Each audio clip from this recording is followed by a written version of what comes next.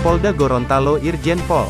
Dr. Ahmad Wiyagus, SIK, MSI, MM bersama Danrem 1, 3, Nani Wartabone Brigjen TNI Amrin Ibrahim, SIP, menyempatkan diri meninjau proses produksi gula didampingi langsung oleh Jenderal Manajer Insinyur Sulasman, beserta staf dan juga Dirintelkam, Kabid Humas serta Kapolres Gorontalo. Peninjauan tersebut guna memastikan ketersediaan stok gula bagi masyarakat khususnya di wilayah Provinsi Gorontalo cukup hingga perayaan Idul Fitri 1443 Hijriah bulan Mei mendatang. Menurut Kepala Humas PT PG Tolangohula, Insinyur Amir Tahir, ketersediaan stok gula sampai dengan Hari Raya Idul Fitri 1443 Hijriah masih sangat mencukupi.